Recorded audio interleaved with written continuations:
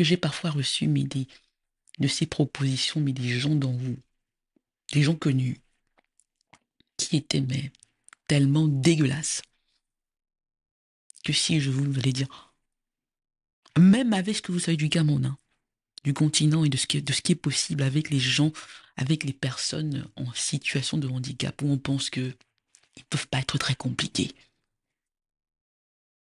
Quel choix ils ont? Et je vais terminer avec ça. Et en vous reparlant ici de ma génitrice. C'est aussi elle qui rend ça possible. Je l'ai dit, c'est injuste, mais c'est comme ça. Dans un foyer polygamique, c'est la mère qui protège le gamin, qui protège l'enfant, qui protège la fille surtout. C'est la mère. En général, quand voilà, on passe par la mère, c'est la mère. Moi, parce que ma génitrice n'a jamais pu jouer le rôle de mère, j'ai toujours eu droit à ça. Parce que elle-même, ce qu'elle envoyait comme message, à cause de mon handicap, était tellement évident, était tellement machu, son regard. J'avais le regard de mon père qui était plein de, je disais un mot anglais que j'aime beaucoup, de wonder. Mon père, il me regardait avec un regard qui me montrait qu'un homme comme lui pouvait me regarder comme cela.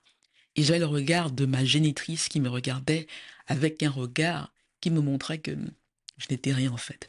Et que quelque part, pour utiliser encore ce terme qui est très populaire sur les réseaux, il fallait que j'ai pitié de moi-même. Et je me souviens, Mianté, c'était juste après mes 30 ans, où ma génitrice me dit, il faudrait que je change à faire un enfant avec n'importe qui.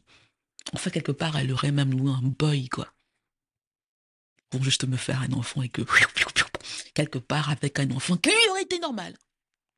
Ça aurait fait que je sois moins comme ça aurait enlevé euh, ce truc-là, malédiction-là, quelque chose de très traditionnel, quelque chose comme ça aurait fait que je sois mauvais, ça aurait fait que je dise, ah, elle a quand même fait ses enfants, machin et tout ça.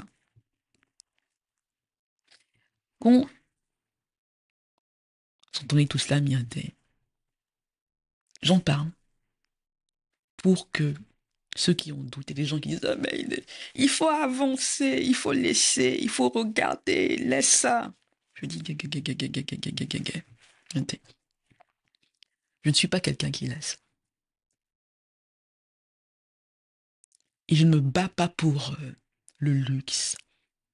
Je ne me bats pas pour quelque chose qui ne me revient pas. Je ne me bats pas pour quelqu'un qui n'est pas mon père. Je ne me bats pas pour quelqu'un qui ne m'a pas aimé. Je ne me bats pas pour quelque chose qui n'est pas mon histoire. Je ne me bats pas pour quelque chose qui ne m'appartient pas. Je ne me bats pas pour quelque chose qui ne fait pas partie de moi. Je ne me bats pas pour quelque chose qui n'a pas à voir avec mes racines. Je ne me bats pas pour quelque chose qui n'a pas à voir avec moi, avec mon sang. Je ne suis pas dans cette histoire l'intruse. C'est pas moi l'imposteur. Cette histoire, c'est mon histoire. Ce que je veux, ce que je pense,